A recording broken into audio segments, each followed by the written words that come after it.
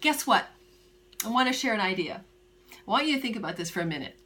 What you expect expects you. You heard me right. What you expect expects you. You're going to be met in life more than halfway by that thing that you expect to happen. Now, expectation is something that, what was it my mother used to say, or somebody in my family used to say, is like, don't get your hopes up. So, if you don't get your hopes up, you won't be disappointed. So I'm not talking about that kind of wishful thinking expectation. I mean that deep-rooted expectation, that thing that's deeply within you that sometimes doesn't even have a voice. Okay, so an example would be, I tend to expect at a very deep-rooted level of my being that everything that happens for a reason, and goodness is trying to show up in my life.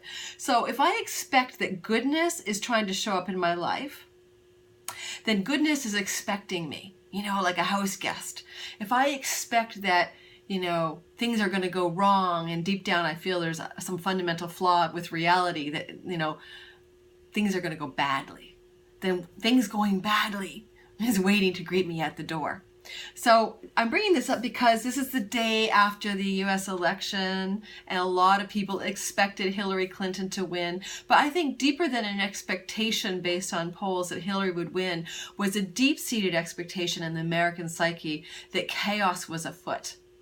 That this polarity and acrimony and intensity of division that was brought to the light through the polarity of these two candidates, the first female president candidate being also somebody who is now being revealed to have a potentially shady character, and then of course this flamboyant, bombastic actor character who comes across as some kind of serious, misogynist, sexist, xenophobe, whether it's true or not. I mean, we're really presented with this huge amount of chaos in the whole election itself. So I want to say, I don't think that the expectation that Hillary was going to win by some people was actually the expectation. I think the deeper expectation, the unspoken voice of the American people was, chaos is afoot.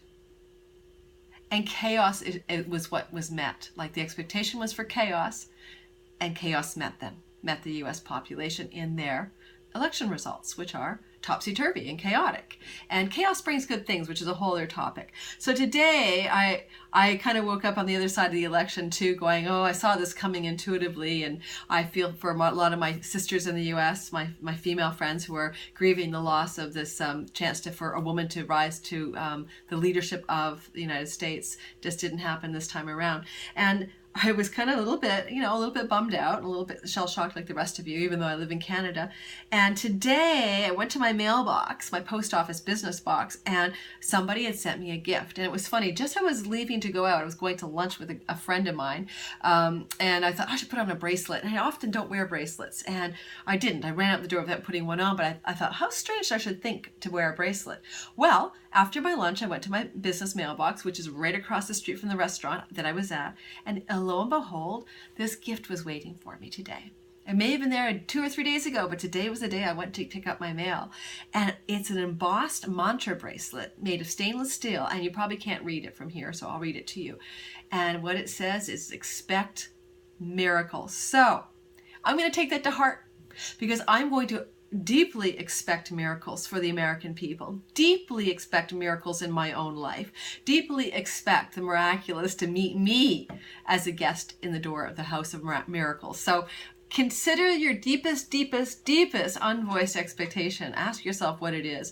And I wrote today on Facebook that I see a silver lining in everything. Maybe I'm the eternal optimist, but I do believe even this election has a silver lining. So I'm sort of asking you to dig deeper than the surface within yourself and ask yourself in your own life, what is it you're expecting? And understand that expectation will be meeting you somewhere, more than halfway in your life. So you might want to expect good things. You might want to expect love. You might want to expect joy. You might want to expect awakening. You might want to expect prosperity and abundance. You might want to expect a miracle. So because I'm now actively engaged in expecting a miracle, stay tuned for the miracles that are going to be reported here at the Awakened Dreamer video blog. All right, thanks for tuning in, and I will see you hopefully within a week or so. Take care.